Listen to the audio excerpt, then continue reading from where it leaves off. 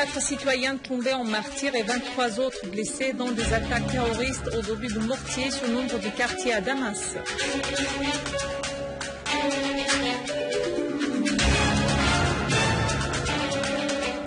L'armée arabe syrienne poursuit sa guerre antiterroriste, éliminant de nombreux parmi eux à Nabek, Homs, Alep, Idlib et Latakia.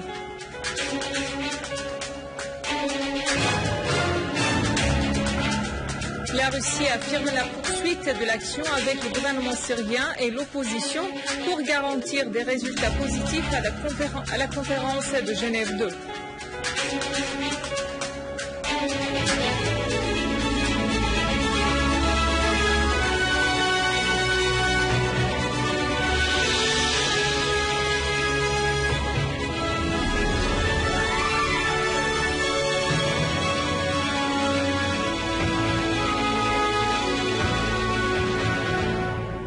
Mesdames et messieurs, bonjour et merci d'être avec nous. Une fillette est tombée aujourd'hui en martyr alors qu'une autre fille et une femme ont été blessées par un obus de mortier lancé par des terroristes. L'obus est tombé près de la place Al-Jebbe dans le quartier de Cheikh Mahieddine à Damas.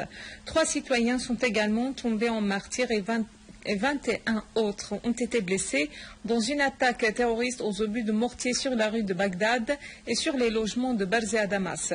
Une source au commandement de la police a indiqué qu'un obus de mortier était tombé sur une maison dans la rue de Bagdad, causant la mort de 3 citoyens et faisant 4 blessés. La même source a ajouté que 17 citoyens avaient été blessés dans la chute de 2 obus de mortier près de l'hôpital de Hamish à Barzeh, alors que 2 autres obus étaient tombés dans l'enceinte du centre de formation professionnelle pour les handicapés sans faire de victimes. Le ministre de la Santé, Saad El-Naïf, a indiqué que des terroristes avaient commis un massacre à Der Atiyeh dans la banlieue nord de Damas, tuant 5 médecins, 5 infirmières et 5 infirmiers et 2 chauffeurs d'ambulance. Dans la périphérie de la localité d'Al-Nabek, dans la banlieue de Damas, l'armée arabe syrienne a neutralisé 2 groupes terroristes au sud de l'usine de plastique, ainsi que dans le secteur de Mabrak el-Naqa. Par ailleurs, un groupe de terroristes a été encerclé et ses armes et munitions ont été saisies par l'armée arabe syrienne à proximité de Yabroud.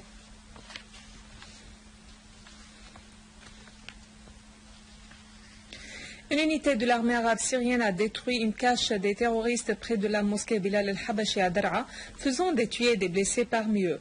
L'armée a également liquidé un groupe de terroristes armés qui tentaient de s'infiltrer depuis le village d'Enkhel dans le village de Sanamen, dans la banlieue de Daraa.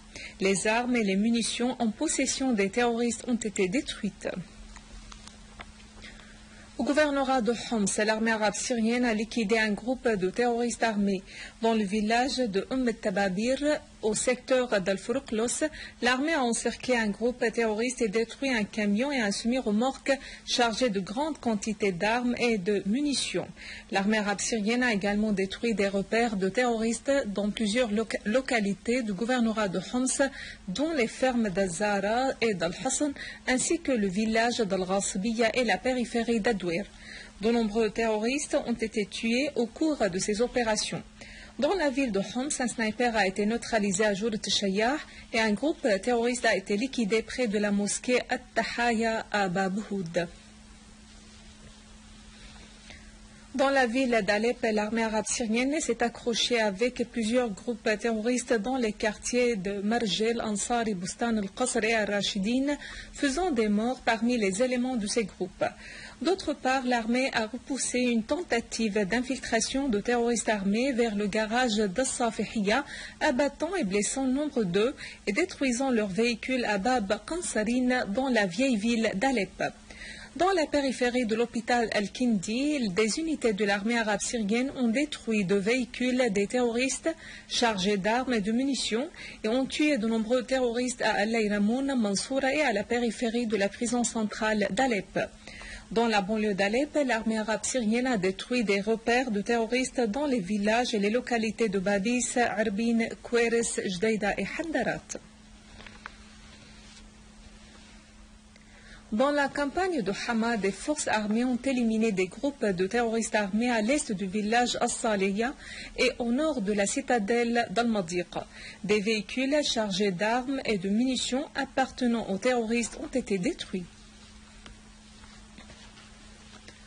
Dans la campagne d'Idlib, les forces de l'armée arabe syrienne ont liquidé plusieurs chefs des groupes terroristes dans une opération contre l'une de leurs caches dans le village de Hantoutin.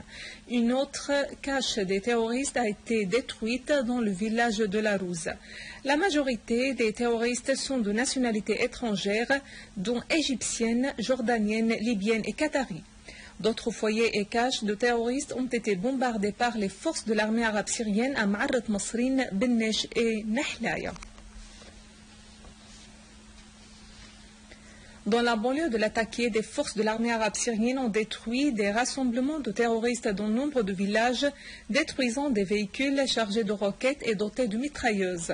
Des unités de l'armée arabe syrienne ont abattu beaucoup de terroristes, dont des chefs du soi-disant État islamique en Irak et au Levant.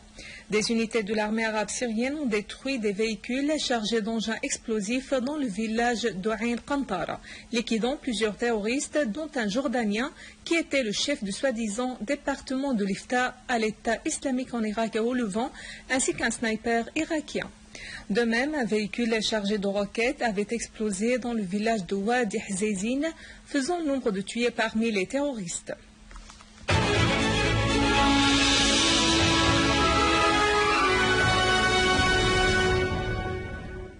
Le ministère russe des Affaires étrangères a affirmé que la Russie poursuivra la coordination avec le gouvernement syrien et l'opposition pour régler les questions relatives à la tenue de la conférence internationale sur la Syrie Genève 2 qui devrait se tenir le 22 janvier prochain. Le ministère russe des Affaires étrangères a indiqué dans un communiqué que de nombreuses questions importantes doivent être résolues avant cette date, notamment la participation des délégations syriennes représentant le gouvernement et l'opposition, et ce sans conditions préalables, de même que la coordination entre les pays qui seront invités à cette conférence. Le communiqué souligne que le règlement de ces questions dépend de la capacité des parties syriennes à s'unir pour faire face au terrorisme qui envahit les territoires syriens. Le communiqué précise que Mikhail Bogdanov, vice-ministre russe des Affaires étrangères, s'est mis d'accord lors des discussions tenues hier à Genève avec une délégation de la coalition d'opposition sur la poursuite des contacts en vue de mettre fin à la violence armée en Syrie. Selon Moscou, il faut remédier le plus vite possible à la situation humanitaire qui s'est détériorée en Syrie afin de parvenir à une évolution démocratique qui garantit la souveraineté du pays et l'unité nationale du peuple syrien. Le vice-président du Conseil des ministres, le ministre des Affaires étrangères et des expatriés, Walid al-Muallim, a appelé la communauté internationale à assumer ses responsabilités pour enrayer la souffrance du peuple palestinien et prendre des mesures sérieuses en vue de mettre fin aux exactions des droits de l'homme de ce peuple par l'occupant israélien, assurant que les pressions ne réduiront point la détermination de la Syrie à se tenir aux côtés du peuple palestinien jusqu'à l'établissement de son État indépendant avec Al-Quds pour capitale.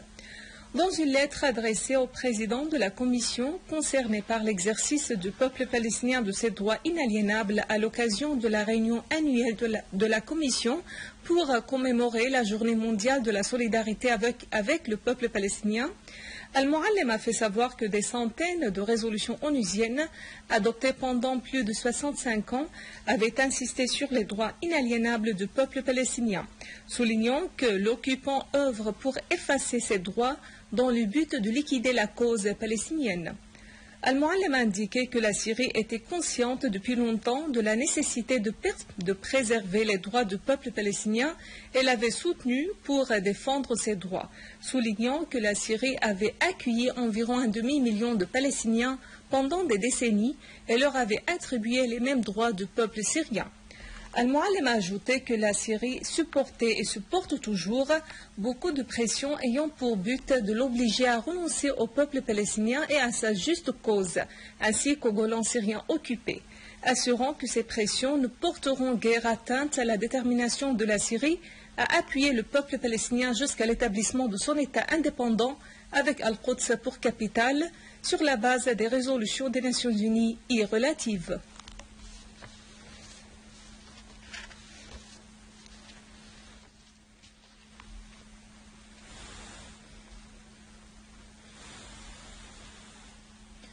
La Syrie a adhéré au traité relatif à la facilitation de l'accès des déficients visuels aux œuvres publiées. Le traité a été signé par le gouvernement syrien via le délégué permanent de la Syrie auprès des Nations Unies à Genève, Faisal Al-Hamwi, au siège de l'Organisation internationale de la propriété intellectuelle. Al-Hamwi a affirmé l'attachement du gouvernement syrien en accélérant son adhésion au traité en tant que premier pays dans la région qui le conclut à respecter les droits de ses citoyens, notamment les handicapés, pour les aider à être au diapason avec les développements intellectuels, scientifiques et culturels dans le monde contemporain. À noter que ce traité avait pour but d'abolir les défis entravant le développement intellectuel des handicapés et de les aider à prendre part aux différentes facettes de la vie culturelle et de progrès scientifique.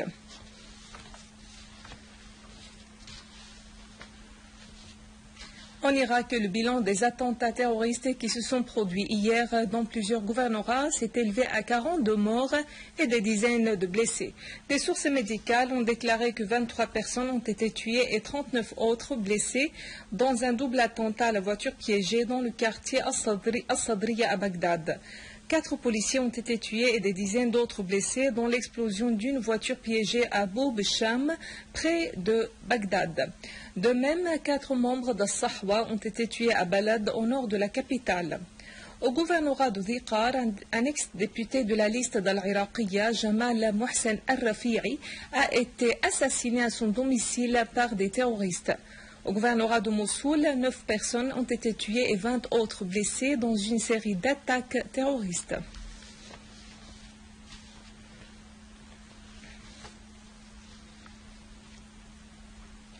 Le ministre iranien des Affaires étrangères, Mohammad Jawad Zarif, a affirmé que son pays poursuivrait l'enrichissement d'uranium sur ses territoires, affirmant que l'engagement de l'Iran aux clauses de l'accord de Genève est sans faille, tant que l'autre partie a la même attitude.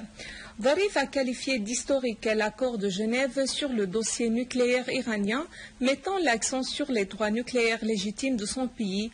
L'enrichissement d'uranium qui se faisait à 20% en Iran persistera à 5%, a précisé Zarif, soulignant que l'article 4 du traité de non-prolifération des armes nucléaires garantit ce droit. Mesdames et messieurs, c'est la fin de notre édition. Pour la revoir, visitez notre site web syriaonline.sy. Merci à vous, merci à toute l'équipe. Au revoir.